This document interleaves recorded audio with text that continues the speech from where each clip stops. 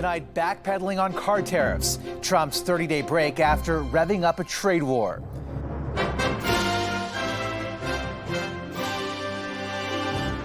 What the changes signal for Canada's automakers. You don't know what's going to happen when you get up and go to work. You fear for your job. And new details about today's high-stakes call between the Prime Minister and U.S. President.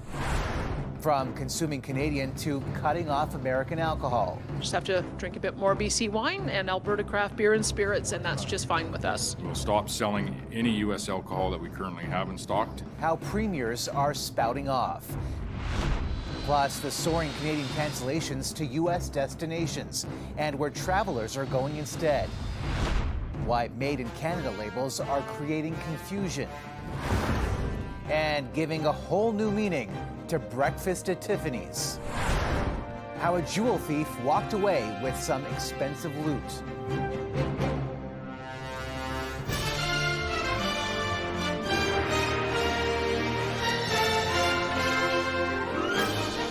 CTV National News with Omar Sachedina. Good evening. Yet another sign today of the Trump administration's use of confusion as its negotiating currency. A day after launching a trade war with Canada, Washington granted a temporary exemption to the auto industry. That gave the North American markets a slight bump, but not enough to recover the steep losses over the past couple of days. The TSX closing up almost 300 points. We're also learning more about that nearly 50-minute call between Prime Minister Trudeau and U.S. President Trump today. CTV senior political correspondent Mike Lacouture has been digging into the details of that conversation. And Mike, the two countries characterizing that chat in very different ways. What can you tell us? Well, Omar, a senior Canadian government source describes the phone call as heated at times, with the U.S. proposing to remove some of their tariffs if Canada removed all of theirs. Justin Trudeau reportedly told Donald Trump Canada would only repeal its countermeasures if the U.S. lifted all of their tariffs. Despite that, Trump says the call ended in a somewhat friendly manner, and there was some progress. We are going to give a 1-month exemption on any autos coming through USMCA. That carve-out was driven by a call Trump had with the heads of Stellantis, GM, and Ford. Other reciprocal tariffs are still scheduled to go into effect on April 2nd. But Ontario's premier doesn't want a reprieve. He wants tariffs removed. Spoke to the Prime Minister earlier. We're on the same page, zero tariffs, and we are not going to budge. In a post on his social media, President Trump said the flow of fentanyl from Canada remains the reason for the tariffs. He added Trudeau told him it's gotten better. But Trump responded, quote, "That's not good enough." Trump also wrote Trudeau was unable to tell him when the next federal election would be, musing that the Prime Minister was using this issue to stay in power. It's not true that we will go through this psychodrama every 30 days. Now, American officials claim border security is the main issue in this trade war, and that did come up in a call today between Jolie and Secretary of State Marco Rubio. But there are clearly other reasons. The Canadians build cars. Why are our Michigan jobs in Canada? And that's what the president's going to address. He's going to say, come on back. While there is a carve-out for autos, 25% tariffs on all other imports and 10% taxes on energy remain. Danielle Smith has ruled out an export tax to make Alberta oil even more expensive for Americans, focusing instead on selling to other markets. So until our U.S. friends come back to reality, we will focus on efforts and financial means to export one of the largest oil and gas deposits in the world elsewhere. We're also learning Finance Minister Dominic LeBlanc spoke with Secretary Lutnick several times today, and they're expected to be in touch again soon. Omar. All right, Mike, thank you. The U.S. Vice President was asked if the auto sector would be the only one getting a temporary break from tariffs. Here's what he said. A number of industries have reached out to us to ask us for exceptions to the tariffs, but I think the president's been very clear here that he wants the tariffs to apply broadly. He doesn't want to have 500 different industries getting 500 different carve-outs, and the way to avoid application of the tariffs is to have your factory and have your facility in the United States of America. Those words won't be comforting for thousands of auto workers across Canada. CTV's Heather Wright spoke to some of them about what they see as an existential threat to the industry here.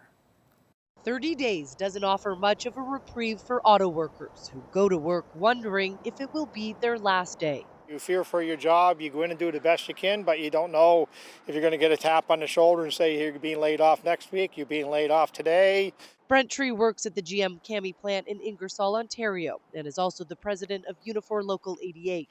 He says there was uncertainty in the industry before tariffs due to layoffs, shutdowns, and the pandemic, but nothing like this.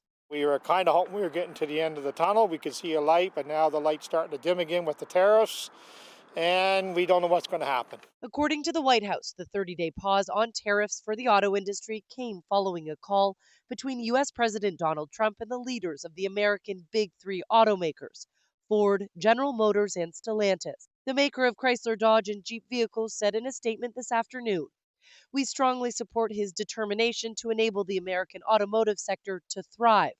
We share the president's objective to build more American cars and create lasting American jobs." In Ontario, where the auto industry represents nearly 30% of all exports, the reprieve and rhetoric is troubling.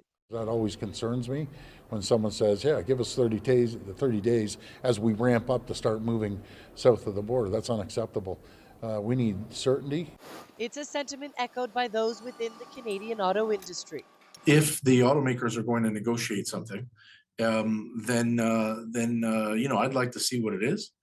Certainly, don't give away anything that is of benefit here in Canada. You wouldn't have my support. After oil, vehicles were Canada's top export to the United States last year, with well over 100,000 jobs at risk if the industry here is forced to shut down. Omar. All right, Heather, thank you. More American liquor is swiftly being pulled from shelves from coast to coast in a coordinated response to Donald Trump. Saskatchewan Liquor and Gaming Authority will stop purchasing U.S.-produced alcohol, and will stop selling any U.S. alcohol that we currently have in stock. Calling the tariffs a betrayal, Alberta's Danielle Smith said her province will buy and consume Canadian. We'll just have to drink a bit more BC wine and Alberta craft beer and spirits, and that's just fine with us. And Manitoba's premier took a page out of Trump's playbook with this photo op. It's a wonderful order. It's a beautiful order. This order is pulling American booze off the Liquor Mart shelves. All provinces have said no to American alcohol. And the maker of Jack Daniel's is calling the Canadian response to removing American liquor disproportionate, saying it is worse than a tariff because it's literally taking your sales away, completely removing our products from the shelves. Still, the CEO said the company could take the hit since Canada represents only 1% of total sales. The push to shop local in the face of U.S. tariffs has never been greater, and it turns out Canadians are taking it very seriously. In some cases, shoppers are fact-checking labels to ensure products they're buying aren't coming from south of the border.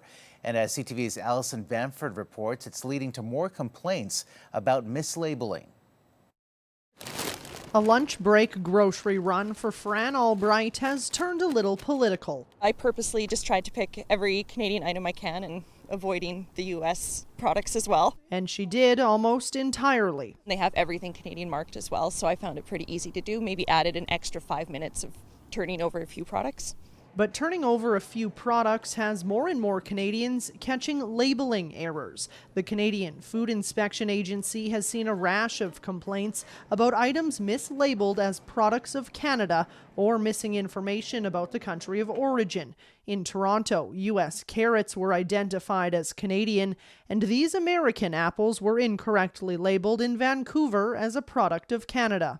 Things happen in a grocery store. Inventories are moved, products are moved around, and sometimes shelf signs aren't necessarily aligned with products.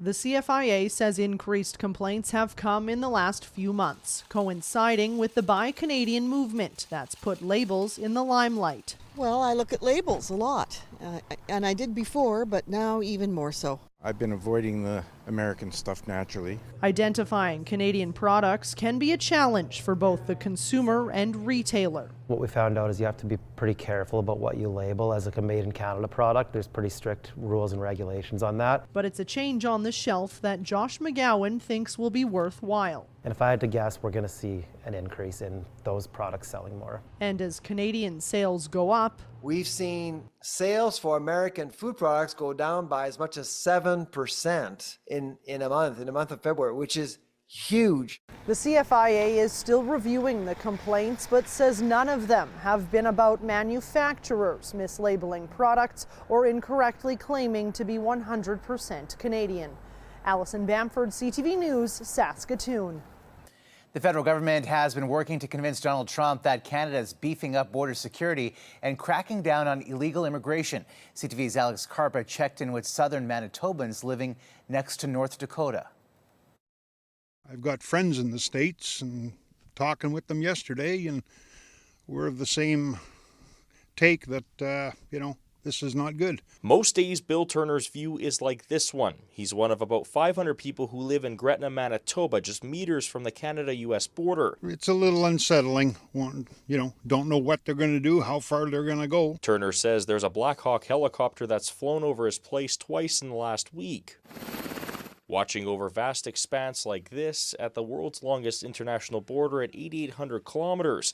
Under pressure from the U.S., Canada recently pledged $1.3 billion to increase security. There's a lot more RCMP presence in the area. At Emerson, there's a border crossing where there are cameras and more surveillance than places like Gretna. Dave Carlson is a municipal official there. Because of these measures, we're not really seeing the migrant surge we thought we would see after President Trump got elected. The measures are a response to claims of fentanyl smuggling that Prime Minister Justin Trudeau said are exaggerated by the president and to stem undocumented migrants from crossing.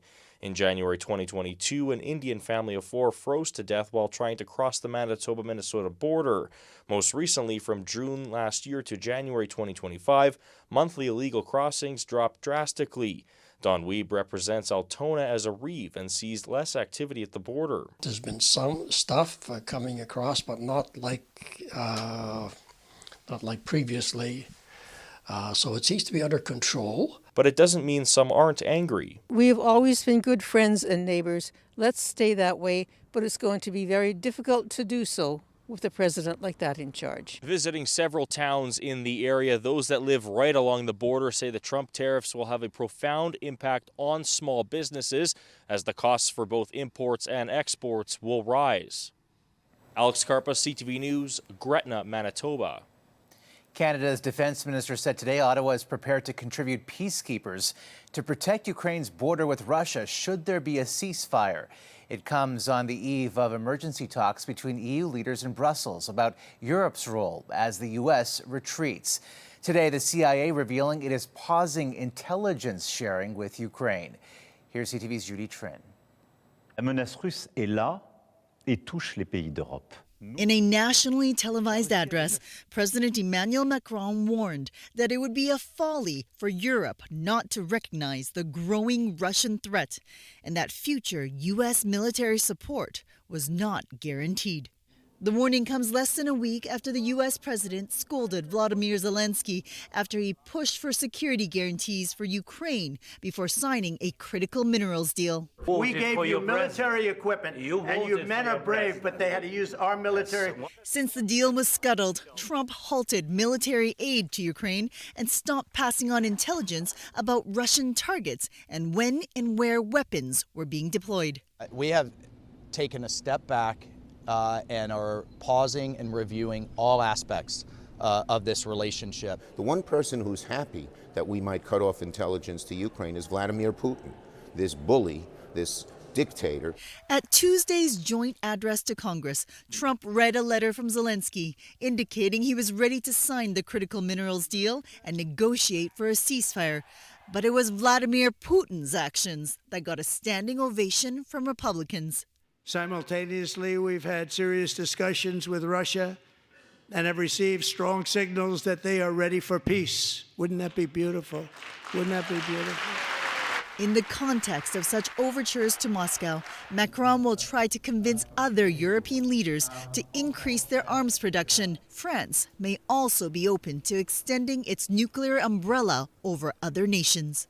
Trump's CIA director says the sharing of intelligence with Ukraine could resume soon, after Zelensky said he regretted what happened at the White House. Omar. All right, Judy Trin in Washington, where Donald Trump suffered a legal setback in one of the first cases to make it to the Supreme Court involving his efforts to shrink government spending. The justices voted 5-4 to deny Trump's emergency request to avoid paying nearly $2 billion in foreign aid for work already completed by nonprofit groups and businesses. The matter may not be over, as the ruling called for a lower court judge to clarify an order calling for the funding to be released. Coming up, anything that we can do to support Canada and avoid supporting the United States. The cancellations and where Canadians are choosing to travel instead. Plus, how the tariff battle could hit hockey hard.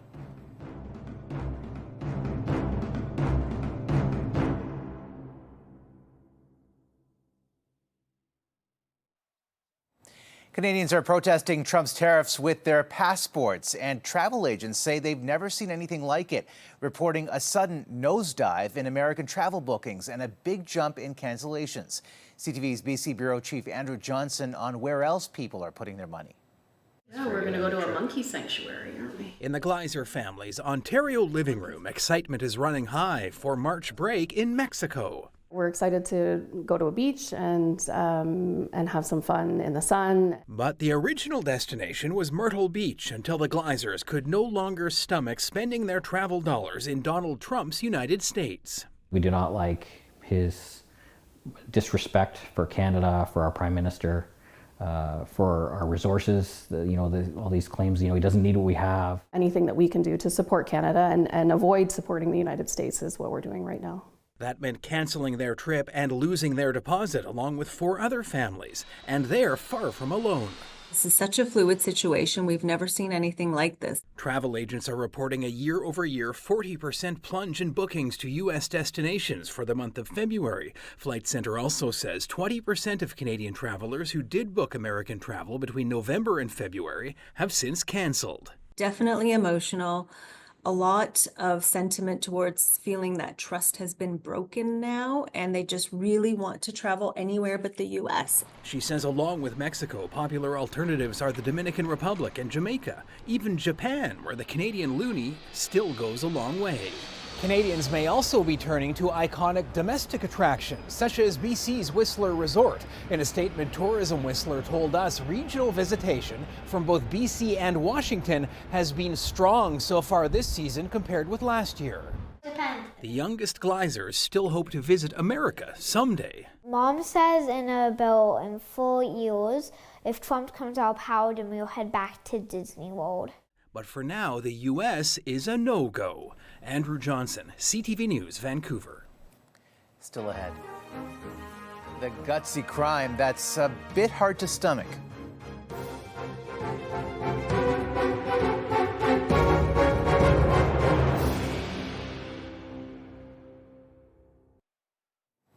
A bizarre robbery to tell you about involving a Florida man posing as an NBA official. The 32-year-old was taken into a VIP room at Tiffany's and shown several high-end pieces. He then flees with diamond jewelry worth over $700,000 U.S.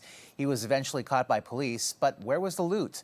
An X-ray shows he swallowed it. No word yet on whether the jewels have been recovered. NHL Commissioner Gary Bettman warns Trump's tariffs could be painful for the league if they push the Canadian dollar down. It will make it more difficult and more painful. We have revenue sharing, but a lot of our Canadian clubs do quite well. But that's going to be impacted by what happens with the Canadian dollar. So far, the loonie has remained relatively steady. 7 of the 32 NHL teams are in Canada and account for a quarter of the league's revenue. To a proud Canadian comeback 25 years later, made by the man known as Joe Canada, the famous beer ad guy, now tapping into a renewed sense of patriotism. Are we perfect? No, but we are not the 51st anything. We are the first to unite in a crisis, the first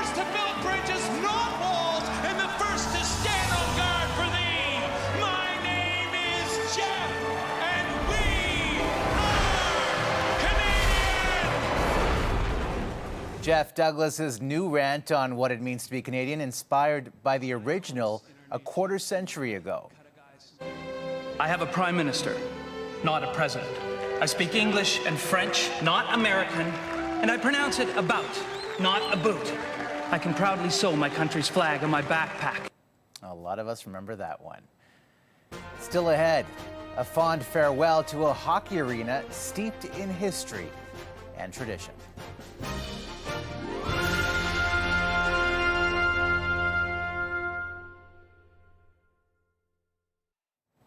It's the end of an era for hockey fans in Quebec City. Their beloved Colisée, the former home of the Quebec Nordique, will soon be demolished. CTV's Kelly Gregg on the cherished on-ice memories.